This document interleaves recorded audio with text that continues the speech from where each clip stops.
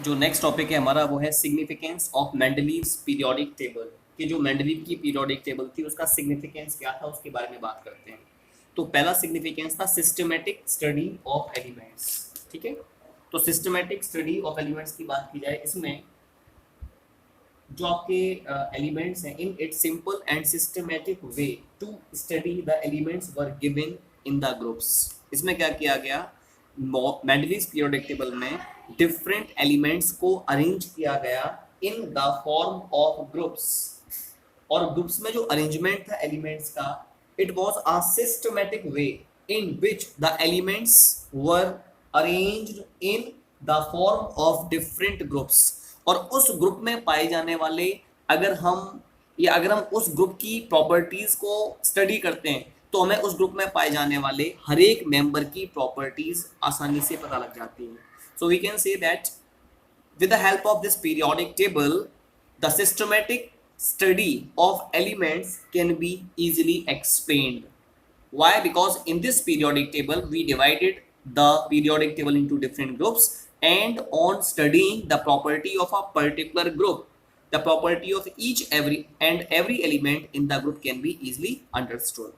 So we can say that in Mendeleev's periodic table a simple and systematic way to study the elements were given.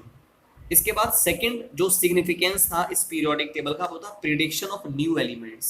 जो नए elements थे उनको predict out किया गया। Actually क्या था, जब मेंडलीव ने अपनी पीरियोडिक टेबल दी उस समय केवल 63 एलिमेंट्स डिस्कवर हुए थे। Only 63 elements were discovered at the time when Mendeleev gave his periodic table.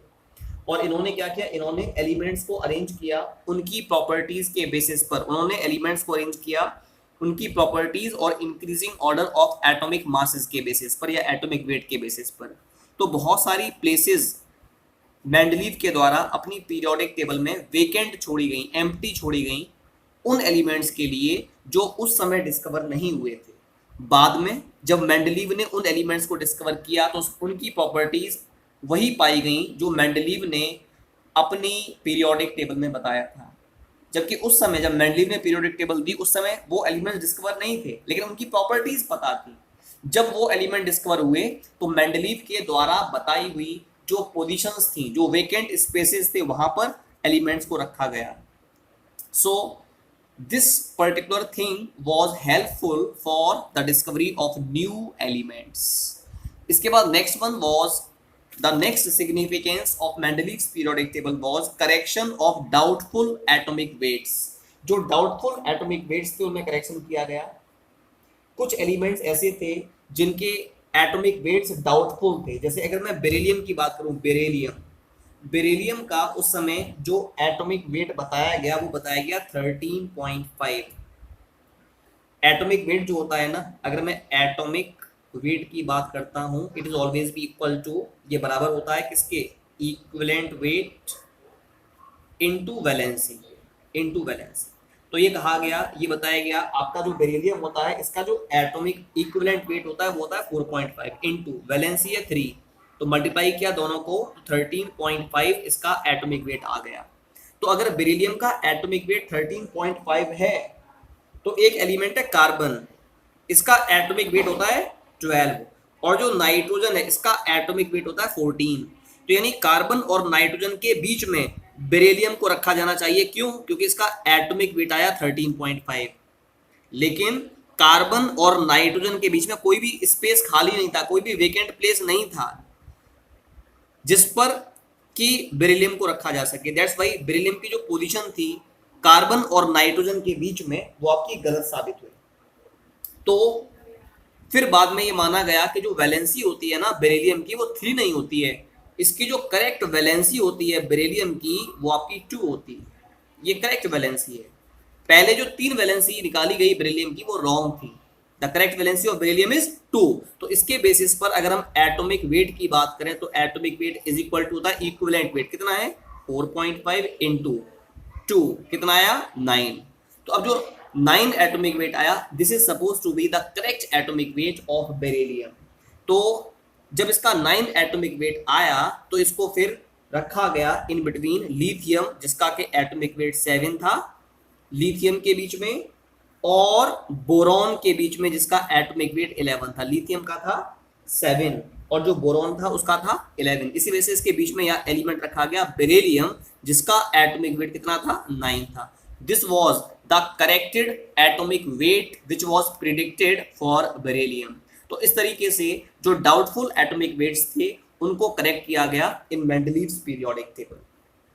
इसके बाद अगला क्वेश्चन यहाँ पर ये, what were the defects in Mendeleev's periodic table. ये पूछ लेते हैं कई बार कि मेंडलीव की पीरियोडिक टेबल में कौन कौन से डिफेक्ट्स पाए गए।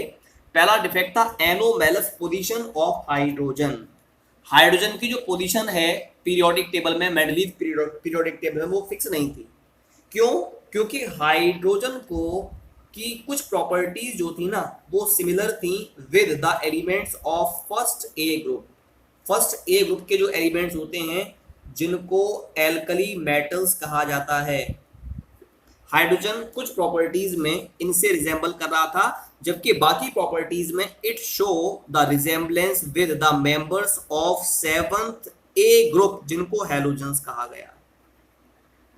तो क्या बताया, कुछ प्रॉपर्टीज में हाइड्रोजन फर्स्ट ए ग्रुप के मेंबर्स से यानी एल्कली मेटल से रिजेंबल कर रहा था, जबकि बाकी प्रॉपर्टीज में it was resembling with halogens of seventh A group. So it was the controversy at that time कि हाइड्रोजन को कहां पर रखा जाए, फर्स्ट ए ग्रुप में रखा जाए अलोंग विद एल्कली मेटल्स या सेवंथ ए ग्रुप में रखा जाए along with halogens. That's why the position of hydrogen was not fixed in Mendeleev's periodic table. तो ये पहला ड्रॉबैक था कि मेंडलीव की पीरियोडिक टेबल में हाइड्रोजन की पोजीशन फिक्स नहीं थी।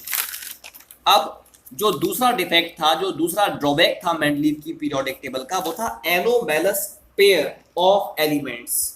हमें पता है मेंडलीव की पीरियोडिक टेबल में एलिमेंट्स को अरेंज किया गया उनके increasing order of atomic weights के अकॉर्डिंग। तो यानी कम एटॉमिक वेट वाले एलिमेंट को पहले रखा जाना चाहिए इन मेंडलीव पीरियोडिक टेबल, और ज्यादा एटॉमिक वेट वाले एलिमेंट को बाद में रखा जाना चाहिए इन मेंडलीव पीरियोडिक टेबल। लेकिन कहीं कहीं पर अगर मैं दो एलिमेंट लूँ, एक आर्गन ले रहा हूं मैं और दूसरा एलिमेंट में ले रहा हूं पोटेशियम।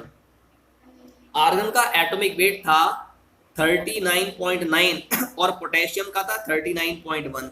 तो कायदे में पहले रखा जाना चाहिए पोटेशियम, उसके बाद रखा जाना चाहिए आर्गन। लेकिन मेंडलीव की पीरियोडिक टेबल में आर्गन को पोटेशियम से पहले रखा गया, जबकि इसका एटॉमिक वेट अधिक है। ऐसा क्यों किया गया? It can not be explained by the Mendeleev periodic table. बिल्कुल ऐसे ही एक एलिमेंट है कोबाल्ट और दूसरा एलिमेंट है निकेल। कोबाल्ट का एटॉमिक वेट है 58.9 जबकि निकेल का एटॉमिक वेट है 58.7।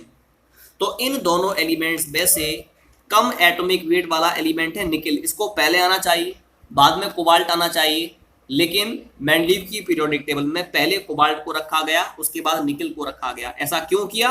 It was also not been explained by Mendeleev periodic table. इसके बाद तीसरा ड्रॉबैक था पोजीशन ऑफ आइसोटोप्स। आइसोटोप्स क्या होते हैं?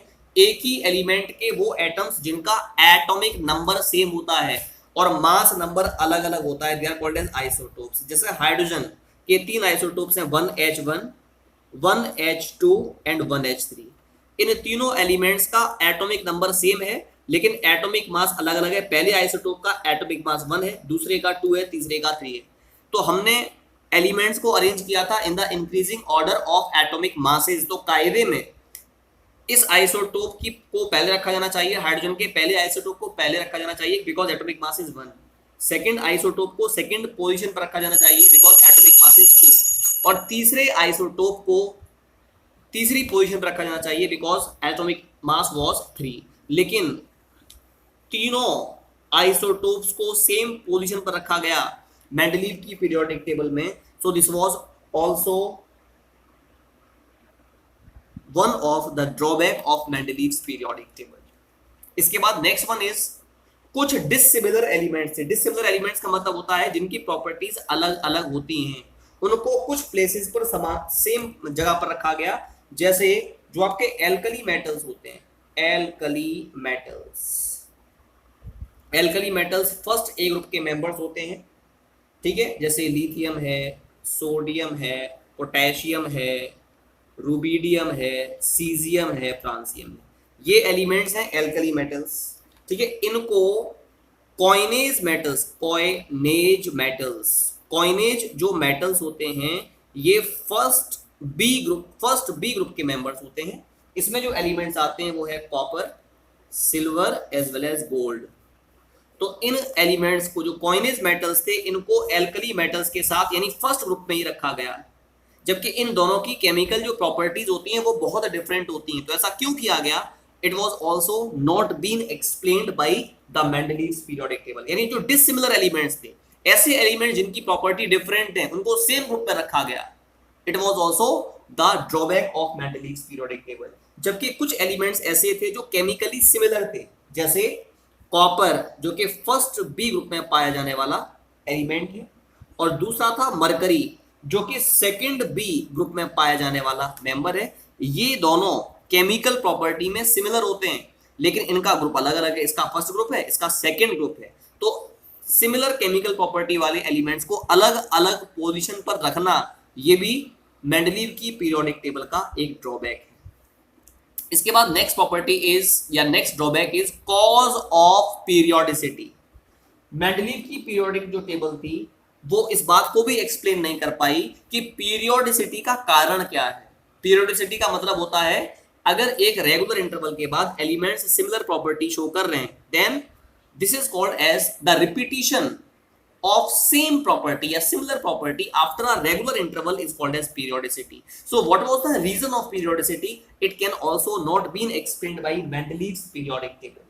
इसके बाद लैंथेनाइड्स और एक्टिनॉइड्स की जो पोजीशन थी, ठीक है, उनको पीरियोडिक टेबल से अलग, पीरियोडिक टेबल से अलग, यानी जो आपका मेन फ्रेम मॉडल था, जो मेन फ्रेम था पीरियोडिक टेबल का, उससे अलग रखा गया। It was also the drawback of Mendeleev's periodic table. यानी जो lengthenoids और actinoids थे, they have not been given the proper position in the main frame of periodic table. इस बात को भी नहीं समझाया जा सका by Mendeleev's periodic table. So these all were the defects or drawbacks of Mendeleev's periodic table.